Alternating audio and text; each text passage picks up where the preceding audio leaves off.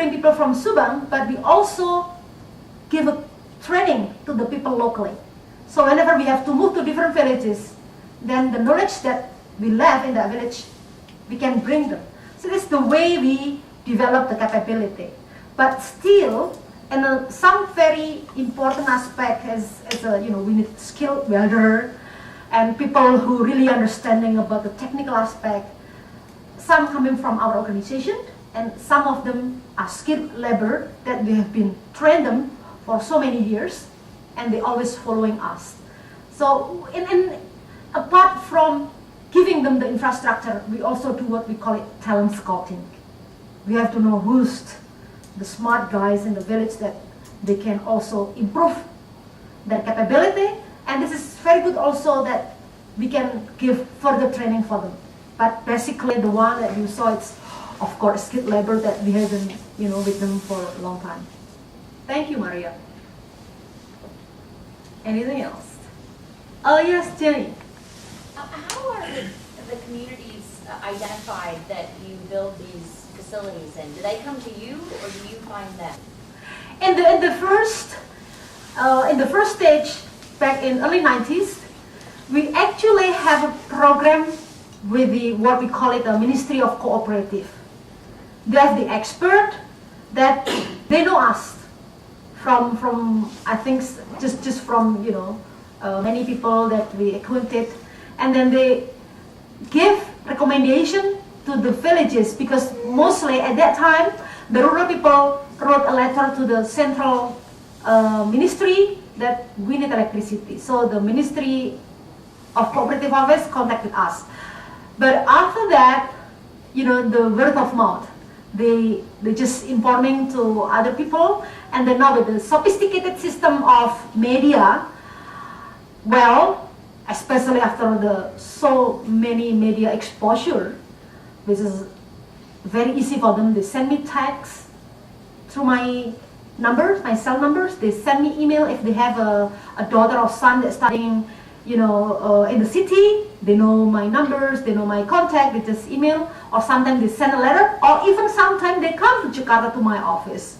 So like I was make a joke when like one village got frustrated. Ibu Puni, I've been writing for you for 3 years, but why didn't you come? Like I said, well, I'm not the Bill Gates, I have to find the money.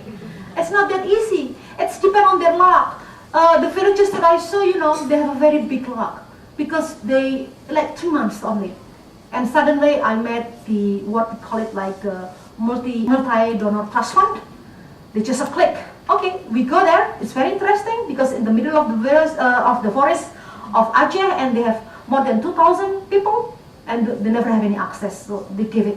But I have one village, I don't know. It must be something wrong. It's already 6 years from now that no one are really willing, to put something to build and give electricity for them. Yes, thank you, Jenny. Anything else? Anyone else? Okay, you and quit you. I was just wondering if you could provide a little more detail on the video you just showed us. What's the generation capability? Are you bringing electricity from an outside grid, or is it how is it being generated? It's very interesting. This is micro-hydro, so using the runoff type, using the water, and generate about almost half mega. And we distributing this with the medium voltage line for 6 villages, providing electricity for 1,009 people, families right now. Yeah, and we using this as what we call it, like also creating awareness for the community to take care of the forest.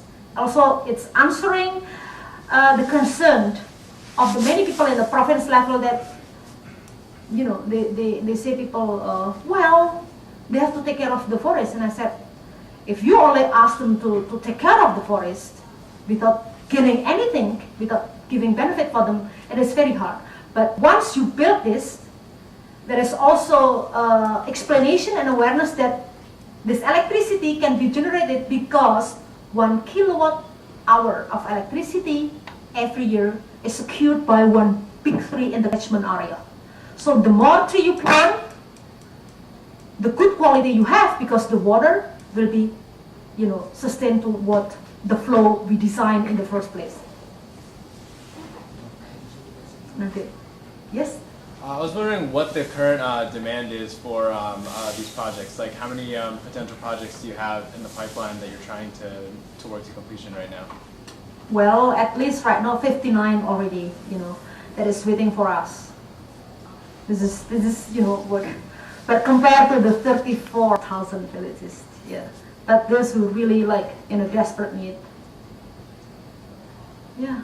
Actually, if we have time, I just would like to explain a little bit.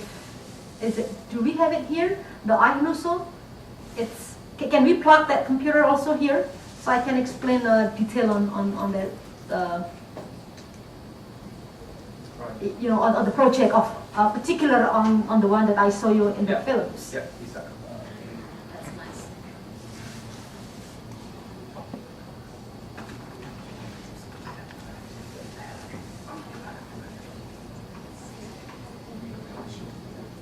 Yeah, before I go with that clear explanation on the iNuso detail. Yeah, so if there are any other questions?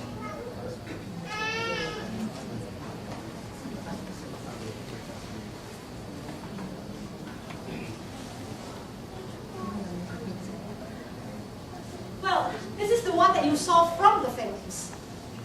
This is commissioned in 2008. If you see the bridge, hanging bridge, my goodness, when the first time I said, oh my God, how could we be transporting, this? But it happened because, as I told you, really participating, not in how to carry everything. And this is located right in the center of our tropical rainforest. If you maybe see that, can I use this? I hope so.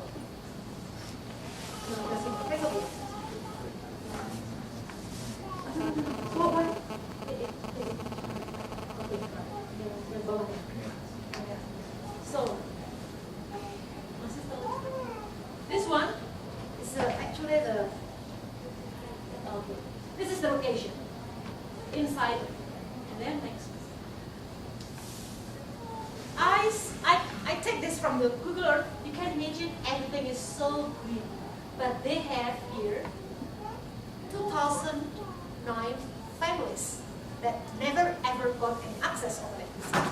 And I'm so happy and lucky because when we have a big fight with the Ministry of Forestry, I don't have to go myself. I just bring them. The representative of the villagers who live here, they should come and explain. There is no way for them to replace, but if you give me a chance to build our own, then we will protect our own environment. Because mostly the villagers has more conscience to take care of their own environment. You see, we only built this two. This is 40 kilowatt, and this is the one that when I keep that in our care, and this is the one.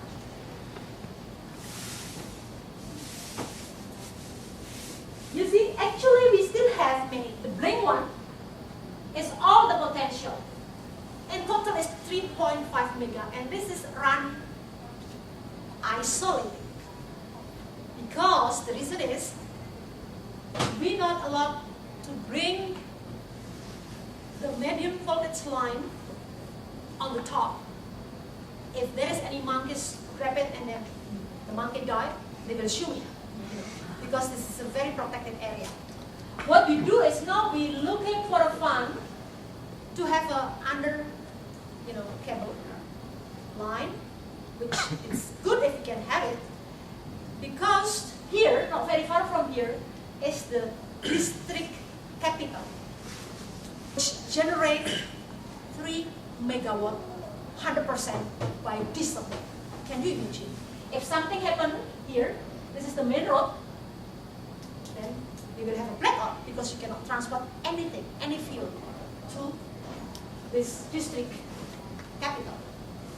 Now we're working on it, trying to develop 1, 2, 3 and all the things, and we want to send it to the nearby district capital, and if we can do that, the village villagers will have a good income, in average 100,000 US dollar monthly income by sending all this to the national grid. Okay. Apart from, they have so many access, electricity, access power. Well, you see, 15 hours from Banda Aceh and 10 from Medan. And everything is just technical aspect. Using Ayuso River, 1,200 liters per second, the diameter length of the, the length is 270 meters, the head cross 64.6, using single penstock with the diameter 780 millimeters, divided into two, manifold in the end of their penstock, with 95 meters length also. We're using local made turbine. It is Republik Indonesia 08, because in 2008, with a 505 liter per second, with the generator and everything, this is very quick. Well, maybe it's nothing important for you, because here is like Dutch ability, engineering, and Indonesia. The Dutch engineering ability coming from Indonesia. But for Acehnese, NKRI is very important to mention that, because it's Negara Kesatuan Republik Indonesia, which is the Indonesian one country. This is all this one would like. So tell me, people always like challenge me by saying, are you sure villagers can manage this very sophisticated? You sure? As long as we have a heart. That's why I would like to promote development with heart. Because we stay with them, we train them, and we put our engineer to be with them. They have the capability. But it has to take more time. Because we're not educating people who graduate from Cornell engineering department, for instance. But we have people who only finish from high school, lucky. Sometimes they just finish from elementary school. But one of the operators here is actually even not graduate from elementary school. But this is very brilliant.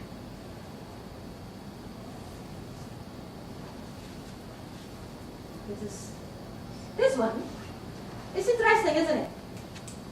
Everyone can answer how much we pay the electricity nationally. It's only 6 cents in average. So this is very good for me to campaign a national utility, also to our member parliament. Because member parliament love to have the electricity very low price. And they love to put so much subsidy in electricity. I don't have to explain, so you know how it works. The subsidy is like billions. And I'm just promoting, like, why don't you put electricity tariff reflecting its economic cost, so it will be fair for 48% of Indonesians who don't have access, and you put the subsidy money to give them the electricity. It's fair enough. Then you give electricity, you give subsidy to the people that has already the electricity. This is double unhappiness for the poor people. And they are willing to pay 1,000 because they know exactly that the money will stay in the village. The money will not go anywhere. So apart from paying the operation and maintenance, they have a very good saving account to fund their own development. This is last but not least, this is, I call it village regulation. A very simple one, but it's very important. This is to make sure that no one can override the right of the local people. It's a very funny question. When the local government found that this is creating $8,000 from the monthly bill, and then the district headman was calling me many times, like, okay, Ibu, are you sure that they can run on their own? And I was like saying, sir, you have to change your question. It's not asking, are they capable, but how you have to make them capable. Because you are the district headman, you live there, and you have the responsibility to develop your own people. So don't question it. Are they capable, but how you have to make them capable. This is, sorry, it's very long, but this is exactly the half mega that we do. Thank you.